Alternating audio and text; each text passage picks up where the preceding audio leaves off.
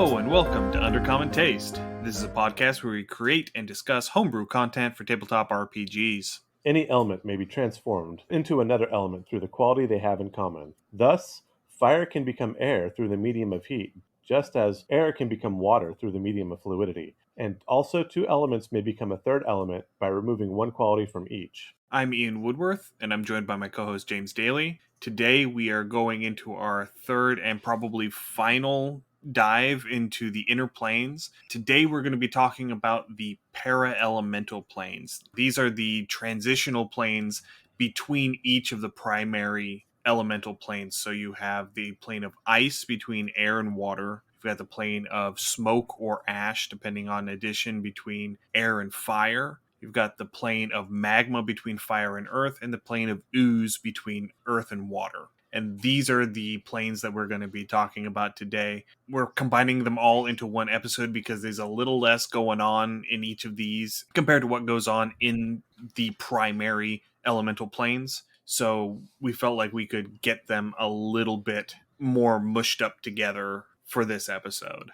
Right. Buckle up. This one's going to be a bit ethereal. This one's going to be a bit of a wonky episode. That said, depending on how you want to look at this is either like a horrible thing or a great thing, depending on perspective. Hey, look, we're a world building podcast, and Wizards has gone out and they have really set out a foundation for these intermediary or these quasi planes and left little else. Well, I'm actually going to stop you here for a second because the Paraelemental Planes and the Quasielemental Planes are actually two different things. In the Great Wheel cosmology, as it was presented in 2nd edition, there were both Paraelemental Planes and Quasi-Elemental Planes, and the Quasi-Elemental Planes were where each of the 4 primary elemental planes interacted with either the positive or negative energy plane. That's correct, yes. I unfortunately use the terms interchangeably. Yeah. But that's my error. So the quasi-elemental planes aren't in 5th edition because the positive and negative energy planes aren't in 5th edition.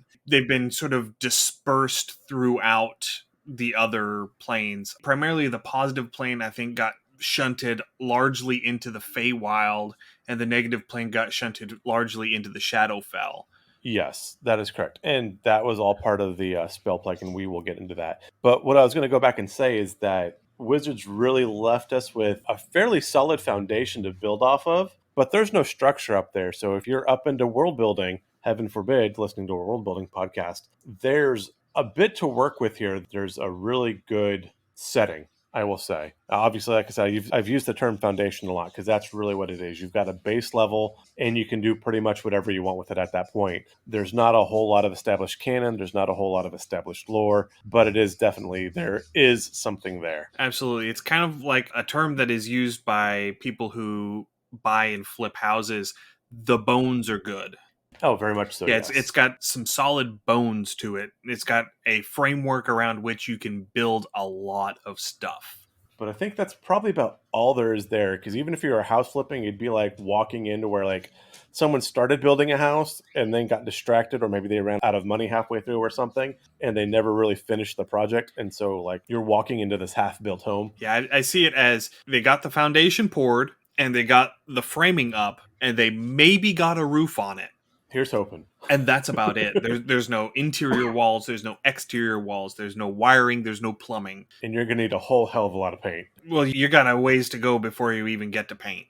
Right. But, and like I said, that can be either an extremely daunting thing to look at and I don't want to touch it, or if you really want to make something yours and build it from the ground up, this is your time to shine. Right. And that's kind of what we're going to try and get to today is explain what is there and try and brainstorm some ideas around how you might be able to use it so that it becomes a little bit less of a daunting task, because a lot of times what you really need is some examples and you need some ideas so that you can see the ideas and then your brain starts filling in the gaps between those ideas. You need that fodder to get started.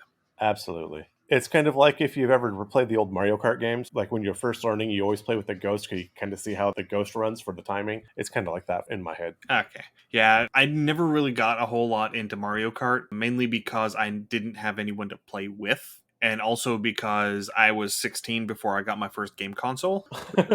That'll happen. So that happens. My first game console was a GameCube. So yeah, that's. I mean, Now I feel old. Thanks, Ian. I played stuff on the older stuff. I mean, the first game I ever played was Sonic 2, I think it was, on the Dreamcast. But yeah, that wasn't something that I had a whole lot of growing up. I think my nephew's first game console was a GameCube. So, like I said, I'm actually feeling quite old right now. But again, like as I said, I was almost out of high school by the time I got it. Right. Anyway, we're getting off topic. So a little bit of background on the Paraelemental Planes. The Paraelemental Planes go back to the beginning. They existed in OD&D. They first appeared in Dragon number 27, and Gary Gygax gave them the title of Paraelemental Planes starting in Dragon number 32. So the Paraelemental Planes of smoke, magma, ice, and ooze. The four of those planes have existed since the beginning. There has always been a plan. Trust the plan. Yes. These four planes continued in existence through AD&D First Edition and AD&D Second Edition. They played fairly prominently in the Planescape books, maybe not as prominently as some of the quasi-elemental planes, but they're definitely there. They're definitely used. Once you get to third edition, Wizards of the Coast, when they took over, started to get away from the Great Wheel cosmology, which is where there's actually a transition between the elemental planes for these para-elemental planes and the quasi-elemental planes to exist. So you get to third edition, and you still have the para-elemental creatures. So you still have your ice elemental and your magma elemental and your smoke and ooze elementals, but these elementals exist on both of the planes that they are partially aligned with, as opposed to existing in their own plane. Right. If you want to get into some of the actual lore, when Wizards of the Coast took over D&D in 3rd edition, they really shifted the way the cosmology went. So even cosmological wheel completely, even to the point that they blew up and burnt down the world tree of all freaking things. Like, they literally took everything and scrapped it. And there's a great thing called the Spell Plague, which we'll get into, which was basically the Wizards of the Coast grabbing the Etch-a-Sketch, shaking it really hard, and saying, okay, this is ours now, and now we're redrawing it. And so that's a really hard point to reset off of. And then it's kind of funny because they're almost slowly transitioning back to the way things were in 1 and 2. The more you look at things and things break up, they're slowly, it's ebbing back, which is kind of an interesting thing to see as well. Well, I think part of it is the amount of backlash that they received over 4th edition, because 4th edition was not well received. The rollout was not handled especially well. And so in 4th edition, they did away with the Great Wheel cosmology entirely, and they moved to what was called the world axis. So all of the elemental planes ended up getting just removed entirely and shunted into this conglomeration that they called the elemental chaos. So all four of the elemental planes went into the elemental chaos. The abyss was actually the bottom of the elemental chaos. So it all sort of congealed together into one mass. Limbo was also part of the elemental chaos. So they did it to try and get away from just how inhospitable the elemental planes were to travel in the old editions, and especially in 2nd edition. Now, going back with all the stuff and the great elemental chaos and things like that, going back to lore, which I tend to enjoy. Wow, the birds are crazy loud right now. Asmodan makes some really solid pushes to do some stuff in there. And as I said, I never played 4th edition because, as Ian mentioned, the rollout was so bad. It got canned really hard by a lot of reviewers, so I kind of skipped over 4th edition. That said, looking back into it, they really did try to build on the lore a lot. Coming back forward to 5th edition, though, I think that was, again, with them just being able to take the whole Etch-a-Sketch and shaking it, kind of using the same analogy. If you've got oil and water, if you've ever done one of those density experiments in like high school or anything like that, where you've got like the colored oil, the water, vegetable oil, alcohol, and you took the whole thing and kind of shook it up and everything slowly separates. We're at that separation stage where it's not completely separated, but we're getting those layers back, which makes it really nice. So the planes themselves are more habitable. You can survive and interact in these planes, which allows for a lot more story to happen, which I enjoy. And you still have these pockets of this elemental chaos that's still trying to bubble and separate out, which if you want to delve into there, have at you, because it is there for you. Yeah, and when 5th edition came out, they went back to the Great Wheel cosmology, partly because they were trying to harken back to the older editions, because so many of the players of the older editions felt alienated by 4th edition, and even by some of the ways that late 3rd edition just became so math heavy and so clogged with stuff. And so they were trying to harken back to the older editions, which is why you ended up having Curse of Strahd comes out, because they are going back to the 2nd edition Ravenloft setting. You have Tomb of Annihilation, which is harkening back to the old Tomb of Horrors module. And so you end up having all of that callback to the older stuff, and so they have to shift back to some of the older cosmological concepts to try and root themselves back into the base lore that made D&D D&D. And again, if you've not noticed by now, I happen to be a huge Blizzard fanboy. Ian does enjoy some Blizzard games too, but the way this feels, 4th edition feels like Blizzard's expansion for WoW of Cataclysm, where really they just took the whole world and crumpled it up and said, oh, everything's different now. I'm going to disagree with you. Okay, that's fine. 4th You can disagree edition with me. Fourth You can be wrong. edition. 4th edition was Warlords of Draenor. I wouldn't really go that far with it. Yes, Just because it is a complete alternate timeline. And is it actually an alternate timeline? Yes. Okay. It is a complete alternate timeline. It is the timeline where they don't actually take the fell power from Gul'dan, and so the Iron Horde doesn't come through the portal. Well, I know Warlords of Draenor is a different timeline, but 4th edition's a different timeline? No, I'm equating the different timeline from World of Warcraft to the different cosmology from Dungeons and Dragons.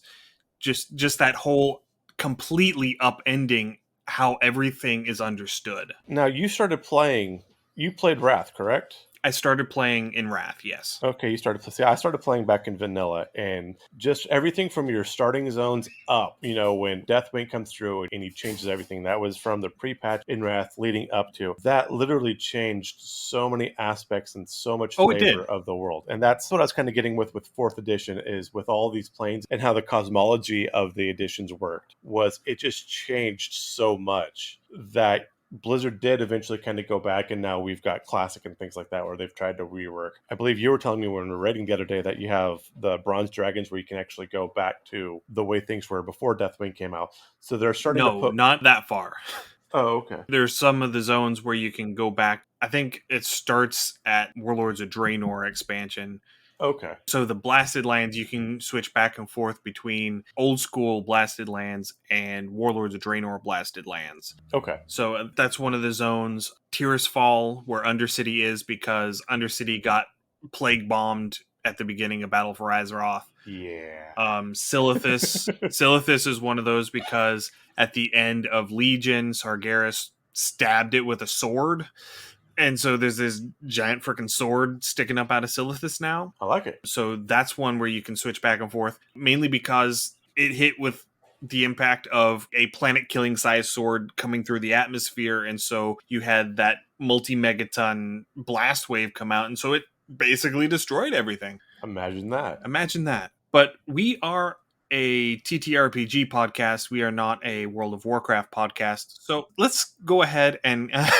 But anyway, back to my original point is they went and they changed so much stuff, and among many, there was a large backlash with what people actually liked with that, and it worked for a point, but they did have to start coming back. It's really hard, and it is a drastic step to go ahead and completely shuffle any realm's cosmology, but sometimes you have to do it because if you hit a rut, the writers and the creators have to do something different. It's a drastic step, but it's a step I do understand taking just to change things up so you're not rehashing the same thing every edition.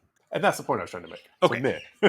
Man. All right, so let's go ahead and get started into our Paraelemental Planes.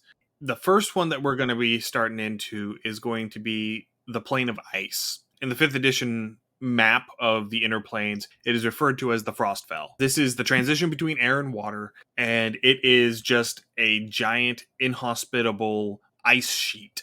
Imagine Antarctica everywhere. If you've seen The Empire Strikes Back, it's pretty much the planet Hoth. It is Hoth with fewer things on it. Yes.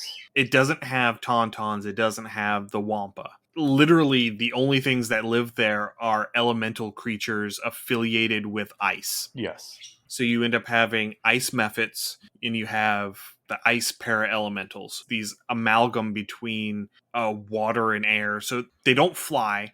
If you've played the Elder Scrolls games, their closest equivalent is the Frost Atronach. So they're these giant ice creatures. Yeah, they're ice sentinels. And that's one thing, too. If you go back and actually look, we've referenced it several times this past week just because it's such a great source. But Dragons 347, they talk about some of these creatures. They talk about some of these para-elemental creatures in there. And basically take an elemental and cross it with a giant and just keep the best of both stat blocks. And that's pretty much what you got. And so, yeah, it's Elsa's playground, if she's doing the whole, let it go snow song thing, whatever. I've only seen the movie once or twice. But I do know she has the giant snow golem, which I totally want an inflatable snow golem for my house, and I can't find one. Makes me very sad because he just walks up to people and tells them to go away. And that was the best part of that entire movie, in my opinion. I want that exact creature. I can't find it. Yeah. Sadness. Well. But anyway, it is largely, again, ice elementals. You might find some djinn here, some water djinn, maybe just some genasi, possibly. They're not really going to want to stay here too long. This is fairly inhospitable. In the Planescape books, the Myrids, the water genies. Is it the Myrids? Yeah, the Myrids are the water genies.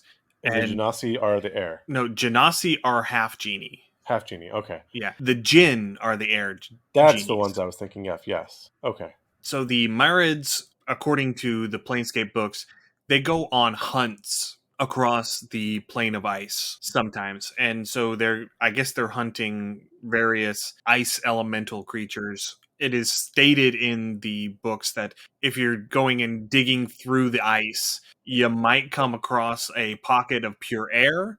You might come across a pocket of pure water. You might crack it open and have something come out. Something like a frost worm. And so you end up having some creatures there that are really dangerous, but they can handle the cold. So that's where they're going to be. Whenever you've got the plane of ice, on the water side, you're going to have like where you see the glaciers breaking off into the ocean on those cruise lines. So you end up having the plane of ice breaking off as icebergs into the waters of the plane of water. On the other side, you're going to end up having it whittled down to these spires and bridges of ice that just span out into nothingness that sort of hover over the air. And that's as it transitions into the plane of air. And I think a really cool thing that you can do, something that is mentioned a little bit in the 5th edition DMG, is having ice moats. Basically, they're giant icebergs that float in the air that would be on the air side. It'd almost be like if the Hindenburg met the Titanic. I don't. It's not wrong. A giant floating chunk of ice moat to take out any of your air transport. It's not wrong. It's horrible, but it's not Why would you say something so controversial yet so brave? But yeah, so because in the plane of air, they build on these earth moats, their citadels and whatnot. When you get close to the plane of ice, they're probably actually going to be building on these ice moats instead of earth moats because that would be the material there. So you would end up having these citadels made out of living ice, basically, that the djinn would be living in and operating out of. And that's actually a perfect transition because, as we've talked about, Plane of Ice is fairly inhospitable. But there are two very interesting locations to come across. And the one, like I said, talking about these kind of chiseled palaces of ice, is actually called the Chisel Estate. And it's located on the precipice of an icy fortress of Cryonax, who's one of the big ice deity, primal It deity. is the ice elemental. Right. He can be referenced in the Dragons edition that we had talked before. But again, it is this large ice structure. There's underground passages. There's a lot of things going back and forth. You're going to find a lot of Yetis. You're going to find some Umber Hulks and things like that. So there is this one giant ice palace or fortress. The other really cool thing that you can do a lot with is called Arcolanta. And they never actually pinned down the exact where of this, but somewhere on the plane of ice, you walk up to this giant polished sphere of ice, and within it is every imaginable kind of creature frozen inside of it. So it's like a frozen zoo that you walk through, and nobody knows who runs it, who owns it, how or why, but they do know that people do occasionally bring in other creatures or magical items to this thing. So it's this weird natural science, natural history museum that people don't know about. So this too can lead one a really cool location to pop up into, especially if you know you're going to start warming up ice and freeing all these creatures out. Or maybe you find an agent of whoever's running Arcodlanta and you have to start shuffling things from other planes so they can freeze it and put them on display or whatever. So there's actually some really cool ideas that you could really kind of tie in. But I had to jump in where you're talking about the frozen palaces on ice modes, because that's exactly what the Chisel Estate is. Yeah, absolutely. And the Chisel Estate is in the heart of the plane. So it is as far from any of the other planes as you can get. It is smack in the center. And Lord Krynax, his whole thing is he's trying to amass power because he wants to establish himself as the single most powerful force within the inner planes. He's trying to usurp the genies as the dominant force within the inner planes. So he's the Snow Miser? Yeah, pretty much. That is his whole shtick. But does he have the song and dance with the hat? I mean, he could. That's awesome. It's your world. You do you. Yeah, so if you want to play the song for your table, we can't do that here on our podcast because of copyright issues, cough, cough. But yeah, if you totally want to like have this guy and introduce him with that, you have my full encouragement to do that because I totally would. And before we go, the one single largest hazard on the plane of ice Not the ice? is blizzards, because Not the kind from Dairy blizzards. Queen. No, not the kind from Dairy Queen. They're about as thick as the kind from Dairy Queen, but that's the big thing is, you get caught in a blizzard. It's, according to the Planescape books, it's 3d10 cold damage around. Ouch. And if you get stuck in it, you can't move. And there is no Tauntaun. There is no Tauntaun.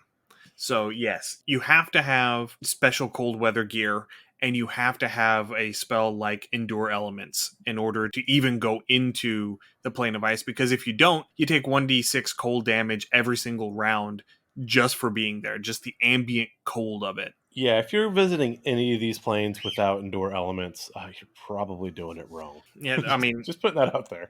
It's not always Endure Elements. There are different spells for different planes, but for this one in particular, it does border the plane of air, so there is breathable air here. But it's just so cold. Fire effects are halved in the plane of ice just because of how cold it is. Please cast Fireball on me, please. I'm so cold. Yes, but that's the sort of things that you end up running into. All right, so we're going to be circling around the map counterclockwise. Anti-clockwise for our Spitters folk. Yeah. So the next one on our list is, depending on edition, the plane of smoke or the plane of ash. In the older editions, it's the plane of smoke. In 5th edition, it is listed as the plane of ash or the conflagration. That's a great name. It really is. This is where the plane of air and the plane of fire meet up. And so it is literally just a big mass of smoke and ash clouds. There's no land here. So it's not an easy place to go into, and it's not an easy place to get around in. And in 2nd edition, the reason why you didn't want to go to the plane of smoke was you had to have a very specific spell. You had to have a spell called smoke breathing, or you had to have a special breathing apparatus that would work in the plane of smoke. Because smoke breathing, really, wizards? Really? Yes. Really? Yes. I think they were watching a little too much Cheech and Chong on that one. Dude, let's have where everything's just smoky, man. Yeah, it'd be awesome. Yeah, this is the ultimate hot box. It really is. So if you don't have one of those two things, you had to hold your breath. But you can only hold your breath for so long. And once you had to breathe, every single turn, you had to make a fort save. And it was like a DC 15 fort save. And if you succeed on your fort save, you take 1d10 poison damage. Yay. If you fail, you die. Oh, well, there's that. Straight up, if you fail, you die. As we said at the beginning, these planes, the Paraelementals, were notoriously inhospitable. Yes. Well, I mean, the elemental planes themselves were also notoriously inhospitable. Inhospitable, yes. I mean, the Paraelemental planes, they aren't unique in how deadly they are. All of the elemental planes are deadly. They didn't make them a lot squishier. Yeah, it's just a different kind. It's just a different flavor of deadly. Like, Jigsaw would have totally loved porting people to different planes just to see how they would react, if you want to summon your old Saw movie you Lord. But yeah, absolutely. Yeah, he would have used the plane of Ooze primarily because that's what they did, and we're going to get to that Oh, in no, a bit. I would have totally seen him put some smokers here in the Plane of Cinders. Oh yeah, yeah, he would totally have sent some chain smokers in here to suffocate. This almost has a Dante's Inferno type feel of it too, where it's like, let's find something and then just make it as terrible for any particular set of people as we possibly can. I kind of get that feel with it a little bit too. And again, I really do enjoy Dante's Inferno. If you ever get a chance to read it, I highly suggest it. So there are very few creatures that live in the plane of smoke. One of them primarily is the smoke method. There are smoke para-elementals as well in the third edition Manual of the Planes books, but primarily what you're going to run into is smoke methods. There's one in particular listed in the Planescape book as Akak, the Smoldering Duke, and he resides in a place called the Choking Palace, which is a palace made of smoke, and he is the self-proclaimed ruler of smoke methods. There's not a whole lot known about him. He makes himself sound like he's either maybe a genie or maybe he's a fragment of some primordial elemental power, but the most likely thing is that he's actually just a smoke method that has lived long enough and accrued enough power to be unique among smoke methods. Which among methods, that's kind of amazing because again, your methods as you were, they're generally going to be like a CR1, CR1 half. They're some of your squishy first encounter type monsters along the line of kobolds. And now you've got this, relatively giant one that apparently can pull some weight and is strong enough to claim dominance over a whole plane, which is really cool. And this choking palace makes my geek heart twitter. It's basically a giant library filled with lost lore. I think it's really funny too, or really fitting that, this is the smoke plane. So you have Wizards recently has released Candlekeep Mysteries, and Candlekeep itself has been a thing in lore for a while where you could go and they've got the great library where you can find just about anything. So what happens when you snuff a candle? Smoke. So you've got a smoke palace, which is kind of almost like a mirror in this plane of what I would imagine Candlekeep being, where again it's just a collection of esoteric lore and knowledge and hidden secrets, all kept by a clouded, relatively questionable method. I'm really, really enjoying this. And so the one point I really need to drive home is that canonically, he does not like being called a method. He gets Yeah. very upset if someone refers to him as a method because he's not a method anymore in his own eyes. He may have started as a method, but he sees himself as having accrued enough power to ascend beyond that. And so if you refer to him as a method, bad things are going to happen. I would absolutely love, I wouldn't use a cuck as a big bad evil guy, but definitely as your main contact point for your party. And if your party ever wanted to jab at him or something, just, drop the M word around him just to see how he reacts would totally be a really fun thing to do. So it's he's not the head bad guy, but he's the questionable guy that you have to deal with for lack of any other options. And so you're kind of taking digs at each other whenever you can. I could totally see that playing out in this scenario. I can totally see him because now that we've got talking about this library that he has and how he is an elemental being that has amassed a lot of power, I can totally see him being a Warlock Patron for a Pact of the Tome Warlock. Oh, that would be great. That would be so much fun. You throw that fire and air feel to him. So you flavor their available spell list based off of those elemental spells. And so you end up having some certain divination spells, maybe. Things like comprehend languages and some of the scrying spells, maybe. And things that can allow you to accrue knowledge. Maybe even use the Genie Patron as the basis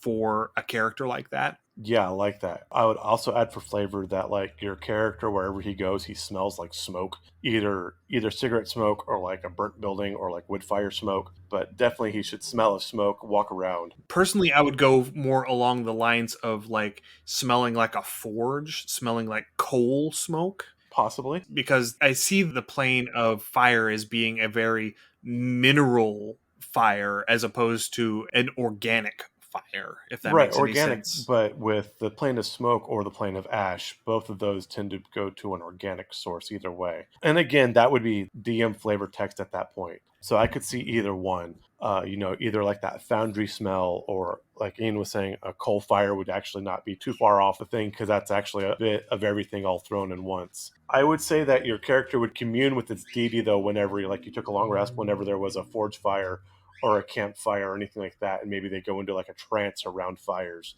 and that's the point where they get their point of communion. I would say that you would have to have that magical incense that you use as a reagent. Yes. You know, Perfect idea. yeah, Awesome. Well done. and you have to use like wet wood to get the right amount of smoke. Wet sandalwood. Yeah, so you would have to make a fire and you just sit there huffing this smoke, and it would let you communicate with your patron.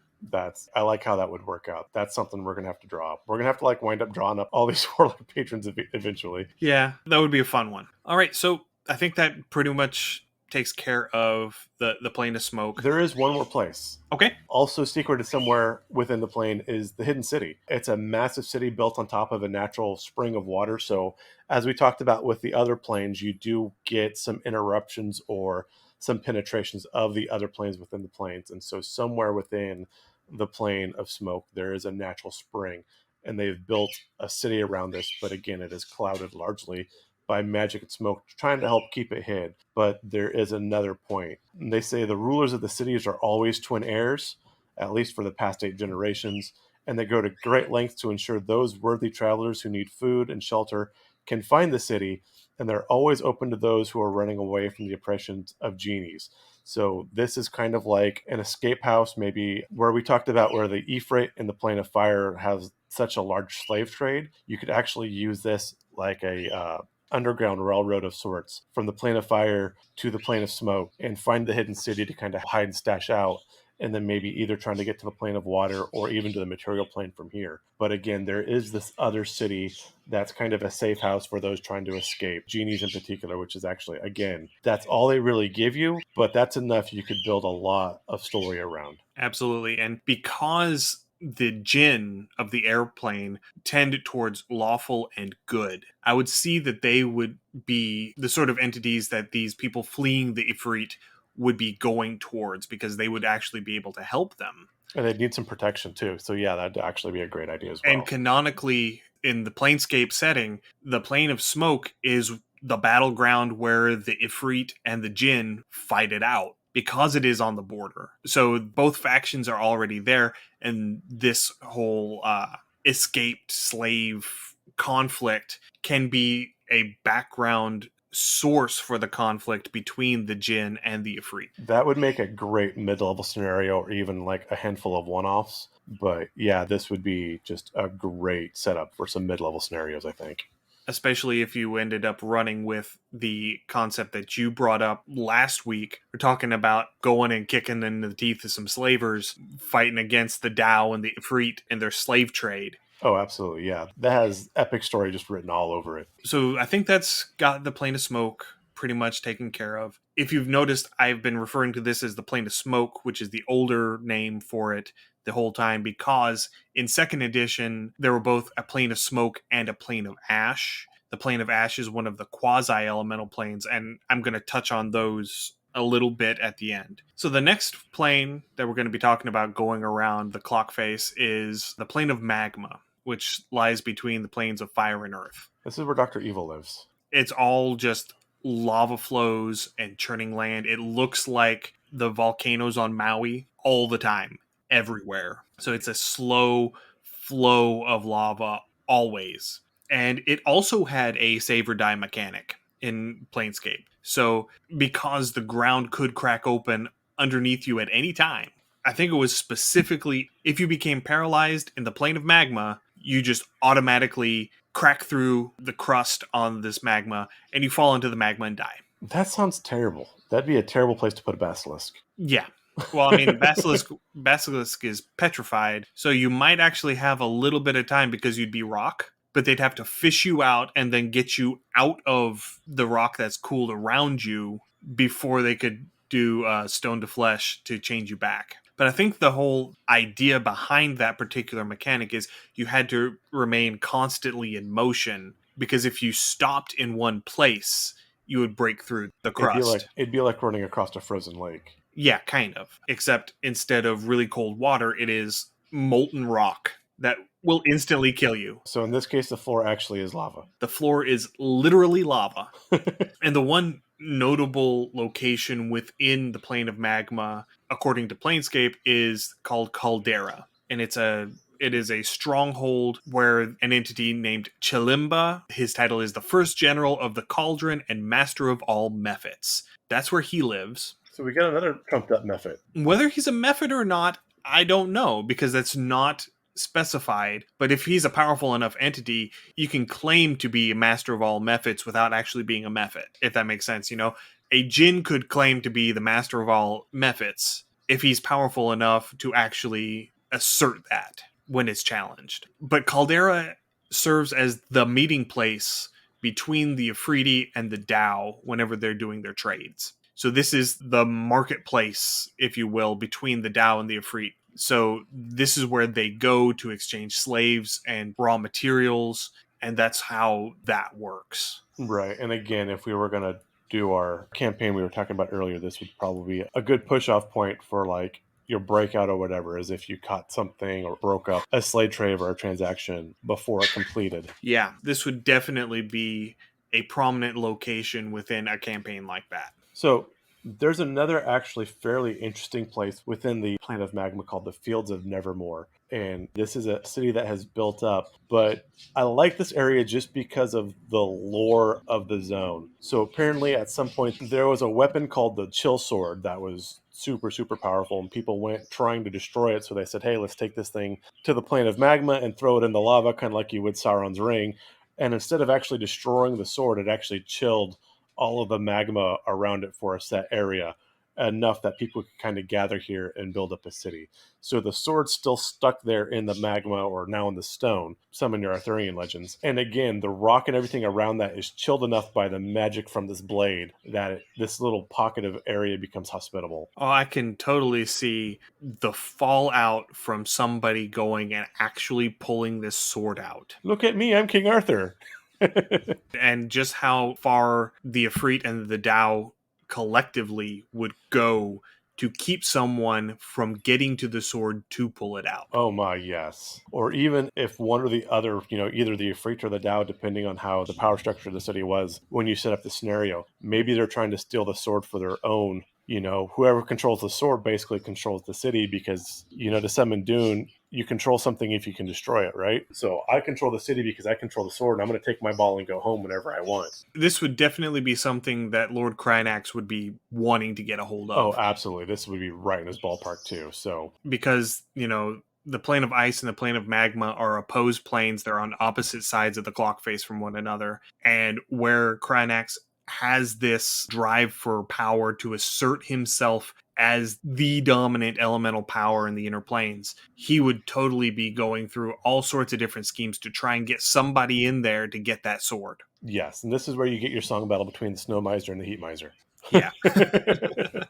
And this is, the plane of magma is called the Fountains of Creation, so this is where a lot of the actual earth for the plane of earth is created, and it pushes into the plane of earth from the plane of fire, and then you end up having it shove off on the other side and sort of fall into the mud hills and then into the plane of ooze on the other side as it just sort of churns over. And that's why the plane of earth is always in motion. It's always moving and is very seismically active, is because you always have this creation going on the border between fire and earth, and it's pushing the earth across the plane of earth and then down into the plane of water on the other side. Right. So this is going to summon your science classes in elementary school and middle school where you're talking about plate tectonics. And like you mentioned before, the whole, the volcanoes through Hawaii and Maui, where you have that constant flow of magma and lava coming out, hits the water, it cools, it becomes land.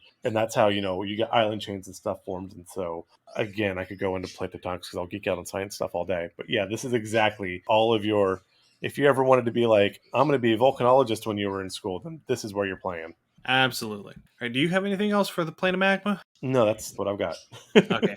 So we're going to move on now to the last of the four paraelemental planes, and that's the plane of Ooze, or the swamp of oblivion. In the older editions, it was just an infinite plane of ooze, in the same way that the plane of water was just an infinite expanse of water, that it didn't have a surface, it didn't have a bottom, it was just water everywhere and not a drop to drink. The plane of ooze, it had this ochre, so this sort of orange yellow brown tone to it, and it was a location that was kind of like water, but not quite. It had just enough sediment in it to where if you had the water breathing spell, you couldn't use it because your lungs would fill with mud. So what I envision when you describe the zone, what is it? The swamp of eternal stink in Labyrinth? The Bog of Eternal Stench. Yes, that's kind of what I picked. Well, in 5th edition, it actually is a proper swamp, so it actually does have a surface to it. And there are some unnamed settlements, according to the DMG, where they're built on stilts out here in the swamp.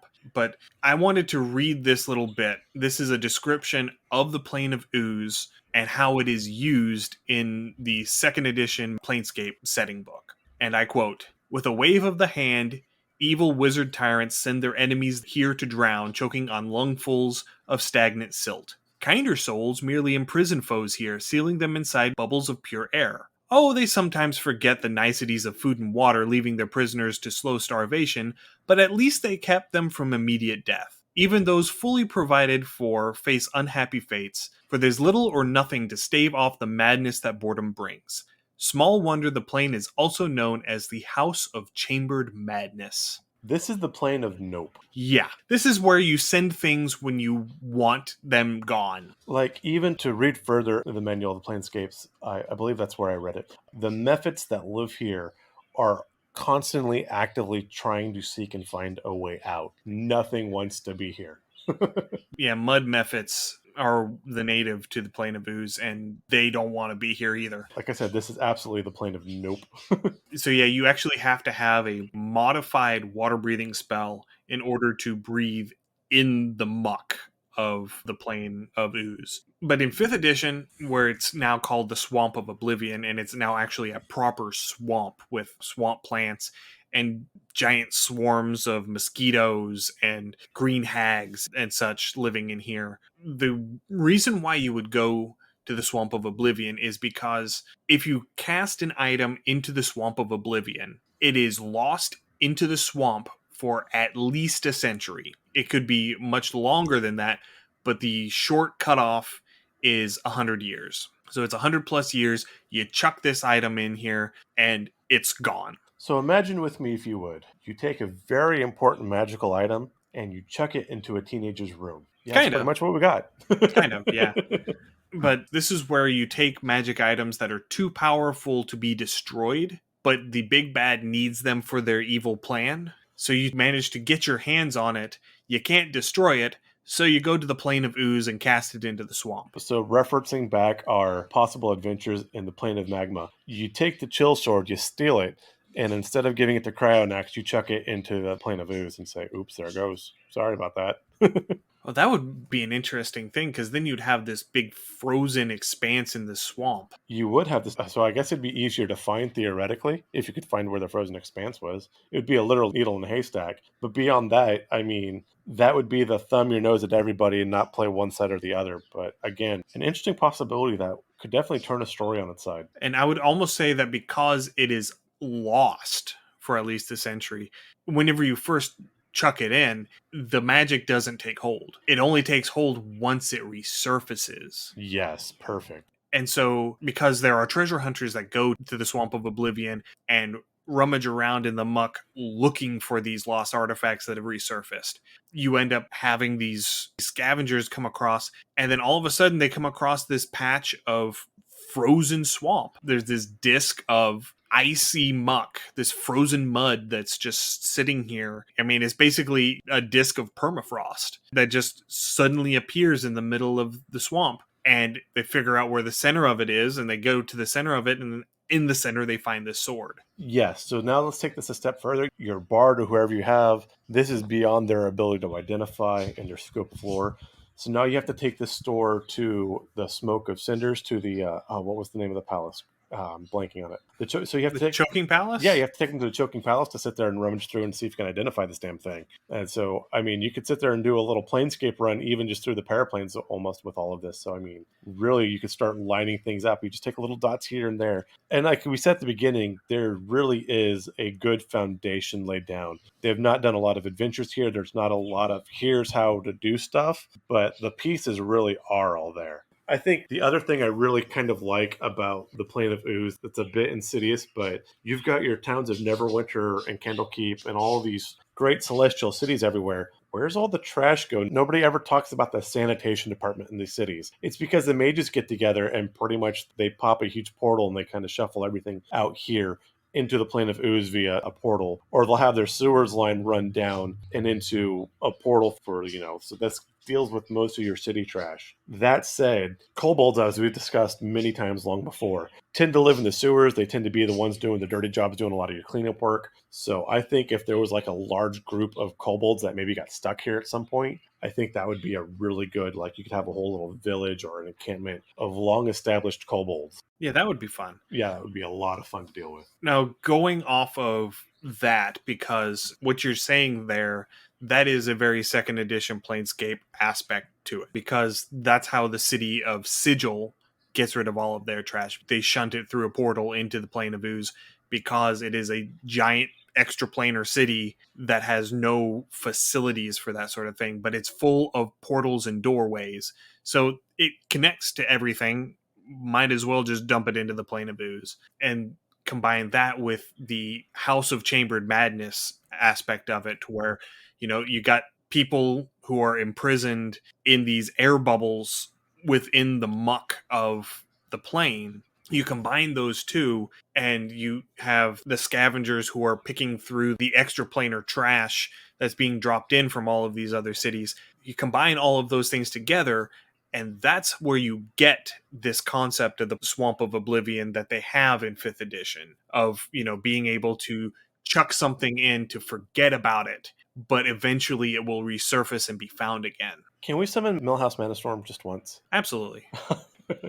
I am all for Milhouse Manustorm. Milhouse Manustorm was a great character. Yeah. I think, if I remember correctly, his wife, Millicent, actually makes an appearance during Legion. She's one of the prisoners in Violet Hold in Dalaran, and is one of the bosses that you can get randomly in the revamped Violet Hold dungeon. I'm gonna have to read that lore because I know Milhouse himself was in Violet Hold for a while. No, he was in Arcatraz. No, I'm pretty sure he was in Violet Hold too. Well, I don't remember him being in Violet Hold. I know he was in Arcatraz because he was in Arcatraz during the dungeon run in BC. Okay. Because he's one of the prisoners that gets released during the final boss fight. Gotcha. I thought that was Violet Hold. It could be Arcatraz. I could have been wrong. But either way, it's been so long since I've played retail. Anyway, we're getting off topic again. Again, this is not a World of Warcraft podcast. This is not. But again, a lot of these things, a lot of good ideas. And Milhouse Manustorm should be freaking everywhere.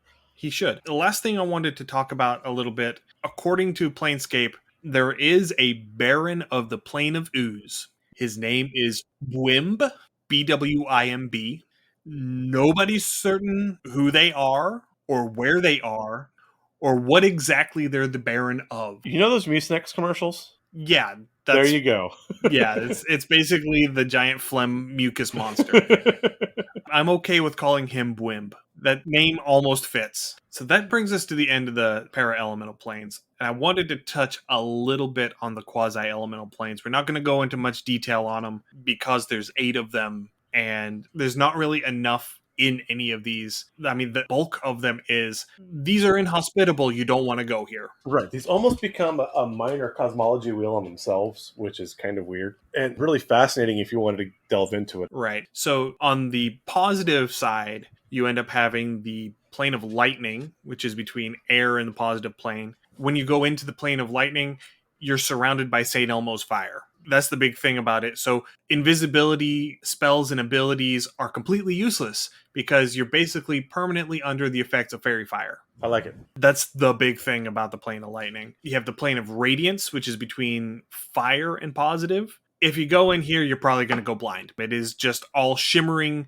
super bright curtains of prismatic light. And there are certain properties that you can get if you smelt and work steel within the plane of radiance, if you can still see to do that. I would almost want to make this like a requirement. Like if someone wanted to make a divine weapon, you would have to forge it in the plane of radiance. This is where you go if you want to craft an artifact. Yes, absolutely. Especially if it's an artifact with a divine connection, you would have to go here to have a properly, because it does border with the plane of positive energy, so you're going to have that divine connection to it, because so many of the clerical spells have that positive energy going on them. But at the border between the edge of the plane of radiance and the plane of positive energy is supposedly the heart of light, which is this tower of blue light that supposedly, if you can get to it, you can perform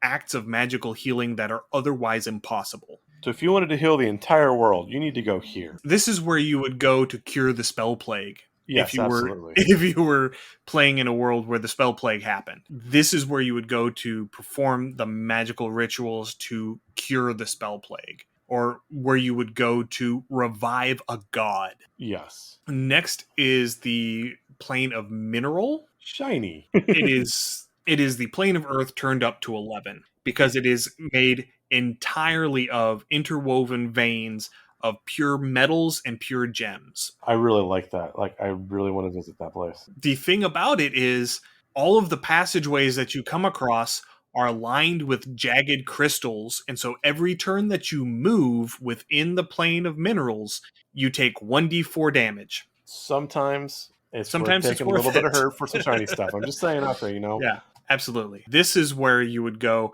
I know you mentioned in our episode last week where we were talking about the plane of earth and Moradin sending someone somewhere to get a vein of Yes. mithril or something. Right. This would be where they go. Oh, absolutely. The other thing, what was the creatures we talked about last week? I'm blanking The on the names Zorn? of them. Not the Zorn, the other ones that got addicted to metals and Delvers. The Delvers. Imagine bringing a bunch of Delvers here just to go on a giant bender. Oh, I mean, they wouldn't come back. Well, you'd port them back. That'd be the whole thing, is you bring them here, give them a taste, as it were, and say, hey, I need some work done, and I can send you back. Yeah, I don't know. That's, there's a certain amount of, I don't want to get too far into this because we're getting dangerously close to trivializing drug addiction. Fair enough. But I'm talking about this in the context that you're bringing up. What you're talking about here, while it is not a humanoid, while it is an aberration creature, it is still a sentient creature. And basically what you are proposing is forcibly addicting a creature so that it will be your slave. And I'm not okay with that, James. I will grant you that is an extremely dark gray. Yeah. No, just full black area. I apologize. Yeah, we're not going to go there. Every once in a while, I do slip out of my chaotic neutral, and I do slip into the neutral evil. I do my best to stay into the chaotic neutral, but sometimes I have bad days. Sometimes you slip into Magnus. A little bit. Because Magnus was neutral evil. Yes, he was. But yeah, so that's what you end up having there in the plane of mineral. The Tao are well aware of the plane of mineral, and they don't like outsiders going there.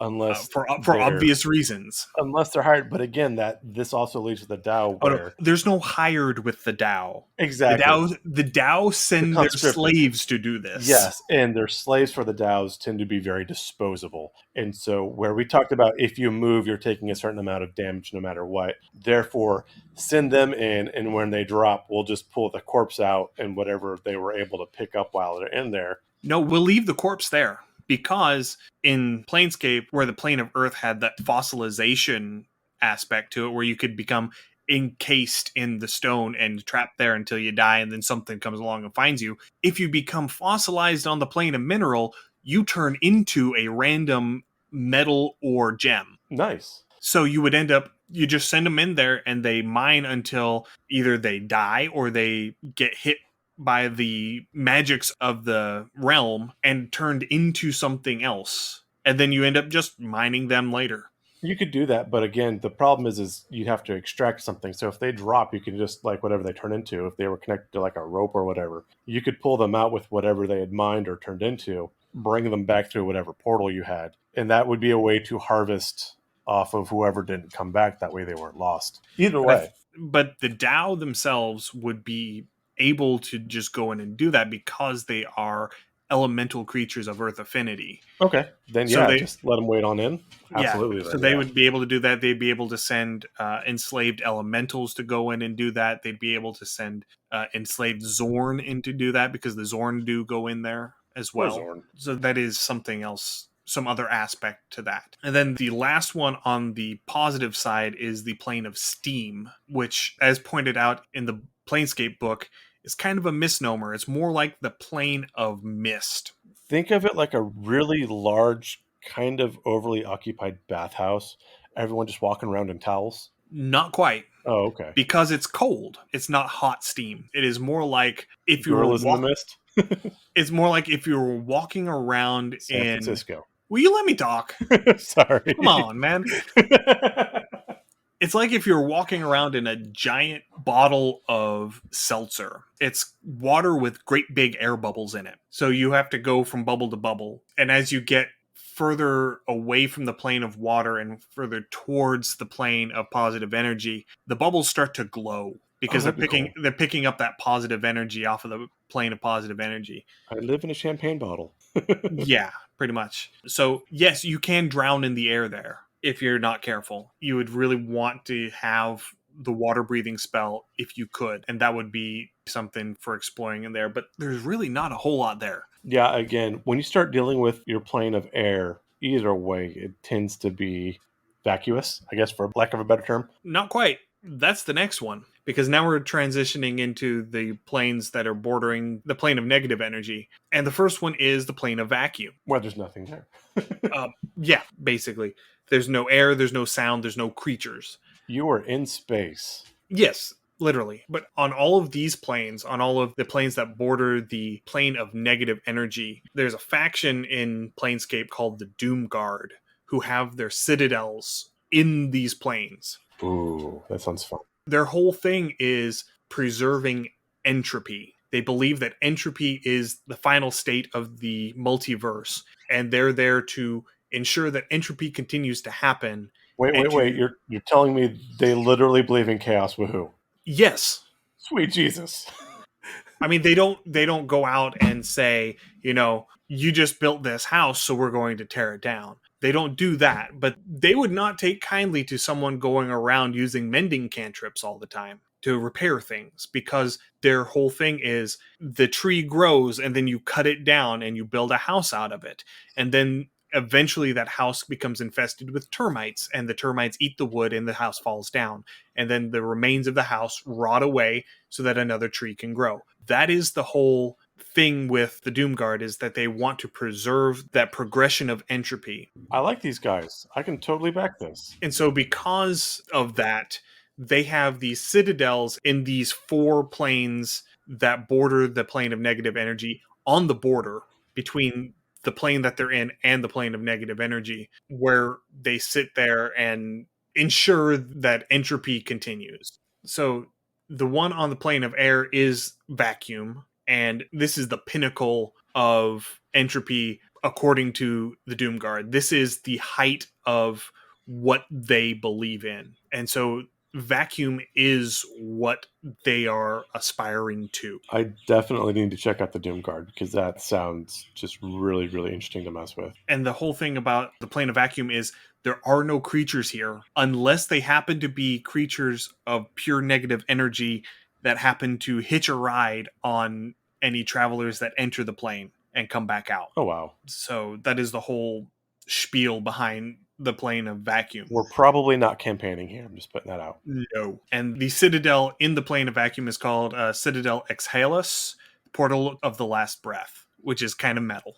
That really is. So you go over to the border between negative and fire, and you have the plane of ash. And this is why I was referring to the border between fire and air as the plane of smoke, because this is the plane of ash. This is where the Doomguard used to have a citadel called Citadel Cavitius, which was a giant skull on the edge of the plane of negative energy. They don't live there anymore. They had to build another citadel called the Crumbling Citadel because this is where Vecna moved in and he turned it into his prison. Oh my. So anyone who Vecna doesn't particularly like because they're delving too deep into secrets and he wants to keep those secrets hidden, he plops them into his giant skull castle in the Plane of Ash. Here we can campaign.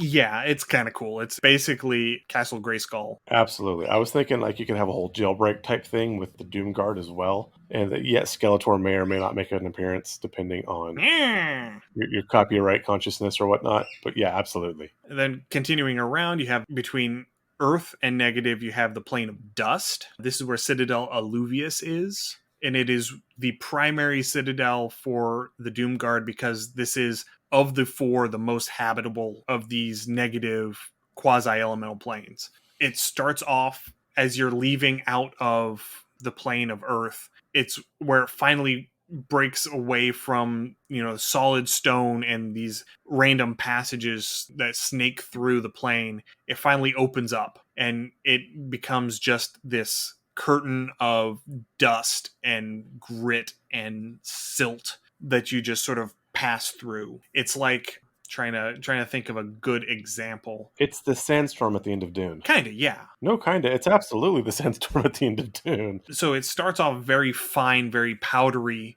as you're leaving the plane of Earth. And as you get closer to the negative plane, it becomes grittier and more abrasive until you actually get to Citadel Alluvius, which is built around the portal between the plane of dust and the negative plane. This would be a harder place to run a campaign. I could see land sharks being particularly nasty through here, I think. Aside from your Mephit and your elementals in your Dow, because I'm sure your Dow are going to be hopping around here too. Oh yeah, so bullets are going to be in here. Any of your worm-like creatures, so your purple worms and your Thaqua are going to be in here. Probably your bronze and your blue dragons as well. Brass dragons, yes, sorry. Yeah, brass and blues. So the ones that have a natural burrow speed, they would be right at home here because basically they could fly through it. Oh my god, that would be just like, la la, surprise dragon. Holy crap. So it's burrowing, but it can burrow at its fly speed.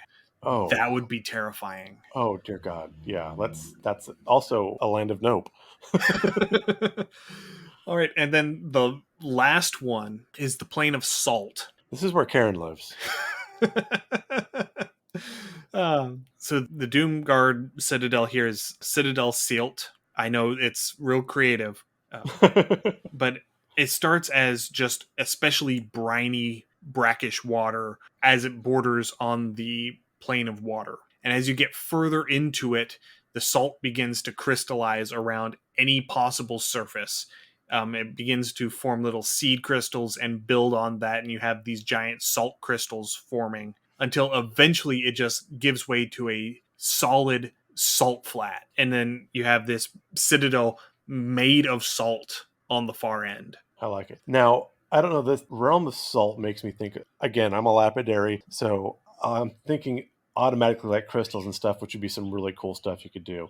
Going through and looking at the planes as they're mapped out here, and as we've talked with the negative and the positive planes as poles to this, larger cosmology. My intro quote I used for the thing was actually from a treatise, someone talking about the various temperaments and things of alchemical processing. And that is a point of lore that I really do enjoy researching. But even the alchemical processes as listed or as you can find generally go through colors or steps. So in this case, you burn something to refine it and then you distill it to a salt. You take it back down into a liquid, you effervesce it, and that is supposed to get its quintessence form. Your Philosopher's Stone, your Aquavita, whatever you have, your purest form would be your Radiance, which again, looking at how they've built the cosmology, you've got your ash and your salt connected to your negative planes. And then as you transcend, you take your salt, you then again mix it with water and distill it. That would be your steam or your effervescence. And then eventually to your pure form or your radiance. So looking at that and how these were laid out really ties into that, which is a lot of fun. And again, there's a lot of lore stuff you can delve in here. D&D, dealing with a lot of, esoteric lore, things like that. great ideas, great prompts for just writing stories, writing a campaign, just coming up with an idea. Just so much stuff to inspire whatever gets your creative juices tingling to start with. And because the plane of salt borders on the negative energy plane, and because negative energy is affiliated with death and undeath, I would totally see salt from the plane of salt being a necessary component for, say, making a flesh golem or becoming a lich Oh, or absolutely. making a mummy lord, something like that. So I would definitely see this as being a material component necessary for one of those transformations involving high level undead. Yeah, maybe you need like a certain salt crystal to form your phylactery or something like that. That would actually Oh be yeah, that'd be really, cool. yeah.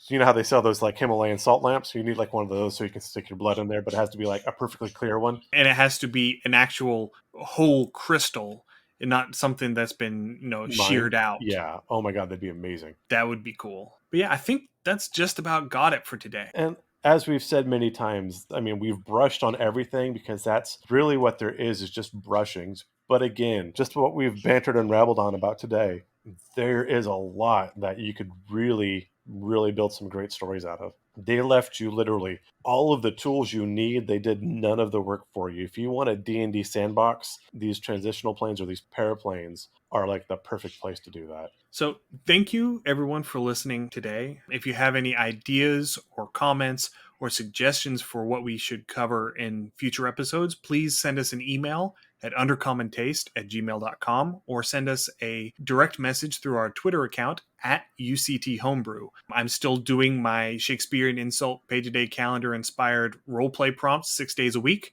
You can find them up on our Twitter account and also cross-posted to our Instagram and Facebook accounts at Undercommon Taste. We are on Patreon now, so if you want to help support the show financially, please come over there and become a patron. We have all of our write-ups are included on the Patreon page, and we are also now doing some patron exclusive content, but everybody who is a patron gets access to all of the patron exclusive content. That is something that was very important to me because if you're paying me, you should have access to all of our content. Absolutely. Again, as always, you can find our podcast anywhere you can find podcasts now. We're pretty much global, which is really nice to do. We've got most of the podcast collaborators, so always rate and review us. Tell us to your friends, kind of get us out there and help increase our invisibility.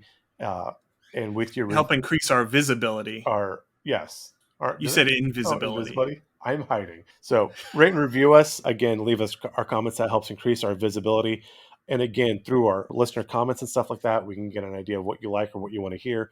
We can work on something we have considered in the past is taking some of your ideas. If you have like a half-baked idea for a homebrew process or a homebrew something that you want to see kind of fleshed out, that could possibly be something we work on as well. Yeah, we would love to get something like, I have this class concept, but I don't know how to execute it, taking that and trying to build something from it. That would be something that we would really be interested in. So if you have something like that you want to see fleshed out, go ahead and send it to us and we'll work on it. But that said, thank you again for listening.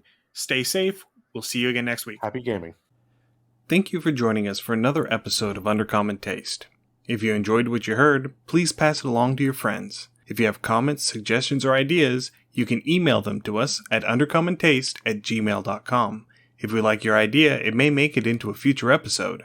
You can find us wherever you find your podcasts, and we would greatly appreciate any likes, ratings, and comments you could provide. Find us on social media. We're at Undercommon Taste on Facebook, Instagram, and YouTube, and on Twitter at the handle at UCT Homebrew.